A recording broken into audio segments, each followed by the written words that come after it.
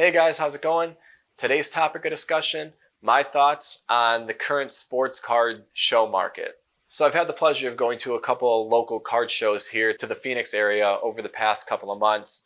And it's the first shows that I've been to since this card boom has happened. Obviously, as all commodities have, the past 12 months have been absolutely insane for the sports card industry.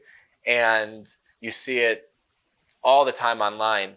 But this was my first time really running into it, going to a sports card show and seeing it really in person. So my first observation is that everything that you've heard about modern cards being absolutely mass produced is never more evident than being at one of these shows. Every single stand, I think the first show that I went to was about 50 tables and the second one was 75 to 100.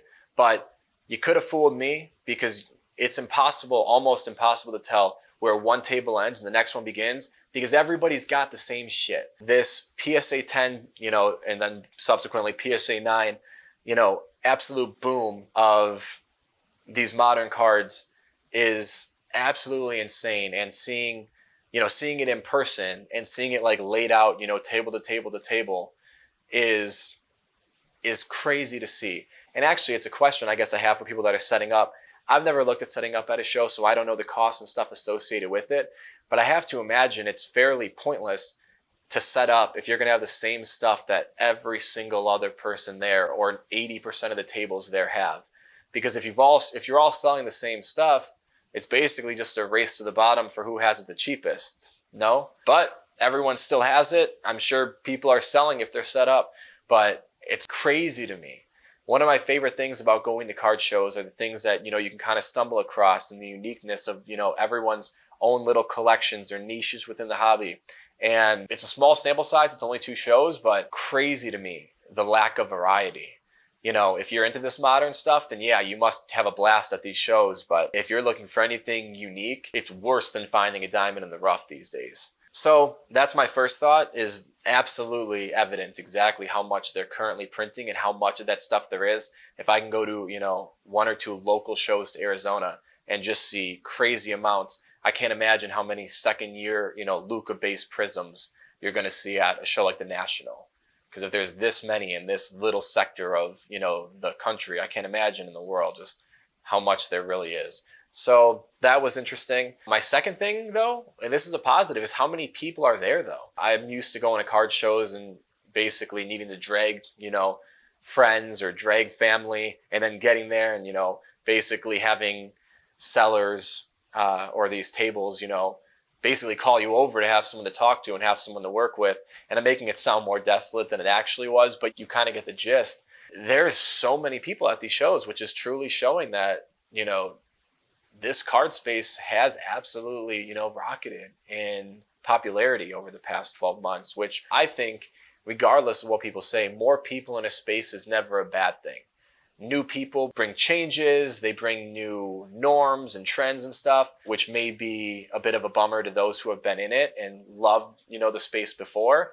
But realistically speaking, having more popularity within, one of your, hobbies or is never a bad thing if you have the right cap on.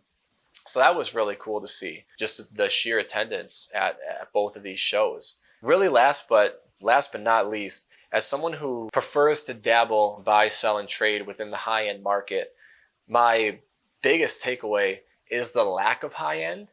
And I truly believe it to be because prices have gone just so nuclear. The high-end is now so high-end. Cards that were $10,000 to $15,000 are now $30,000 to $40,000 to $50,000, which makes sense why there's such a lack of high end at these shows because, $100,000 used to be able to get you a pretty crazy table. You could have a ton of high end, you could have, a ton of mid to high end stuff and really, have a wow factor at your table. But now $100,000 maybe gets you one big card. And as someone like myself, if I walk up and that's not the card I'm looking for, it's just not going to be of interest. The ability to have variety in mid to high end is really gone because the barrier to entry and the cost for these cards is just so high. While it's been a bummer to not see all of, to not see the variety in mid to high end that I would like to see, as that's what I'm looking to buy, it's completely justifiable because I can understand why there's, why somebody doesn't have a table full of stuff anymore because, a table full of stuff that, as I said, was $100,000 a few years ago is now $500,000, $600,000, $700,000, which you're probably not setting up a table if that's the kind of money you're dealing with. So those are my three biggest takeaways from the last two card shows that I've been to. I'm hoping that some of my negatives are just because these are two local to Arizona shows, and I'm really not seeing what's out there, and that it's not a super great glimpse into what the hobby is today in terms of card shows.